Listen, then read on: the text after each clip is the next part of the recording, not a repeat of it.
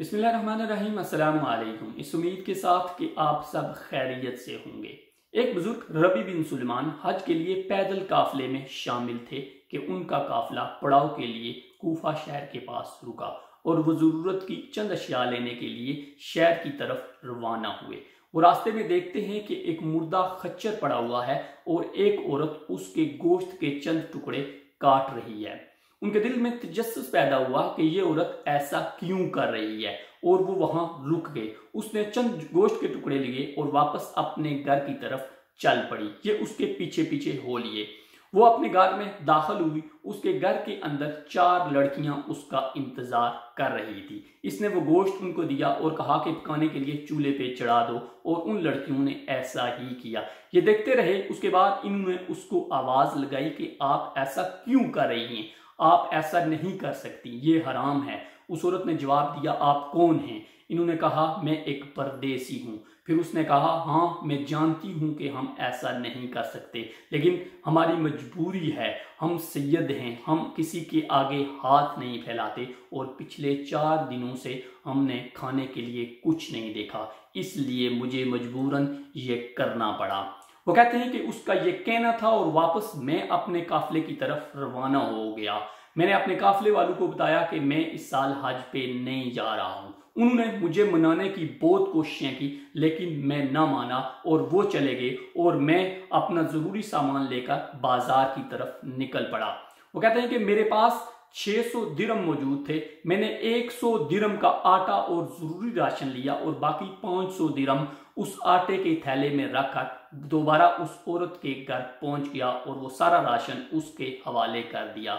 उस औरत ने बड़ी खुशी का इजहार किया।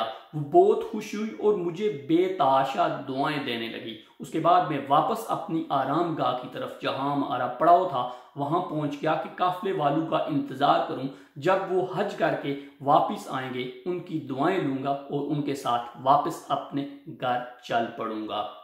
वो कहते हैं कि चंद हफ्ते वहां रुका। उसके बाद काफले वाले वापस आए। मैंने उनसे कहा कि मेरे लिए दुआ करो।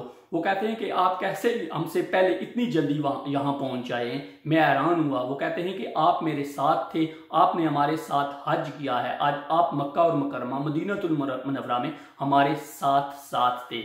और एक शख्स ने उन काफले वालों में से एक शख्स आगे बढ़ा और कहने लगा कि आप अरफात में भी हमारे साथ थे और आपने ये थैली जो मुझे अमानतन दी थी ये ले वापस ले लें। वो कहते हैं कि मैंने वो थैली पकड़ी और उसके ऊपर लिखा हुआ था कि हमारे साथ तिजारत करने वाला कभी खसारे में या नुकसान में नहीं रहता। उसके बाद वो कहते हैं कि मैं घर चला गया, नमाज इशा के लिए वुजू किया और इशा की नमाज अदा की और उसके बाद सो गया।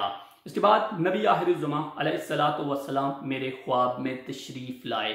उन्होंने तबस्सम फरमाया और कहा कि इब्ने सुलेमान, आपको और कितने गवाह चाहिए कि आपने हज कर लिया है।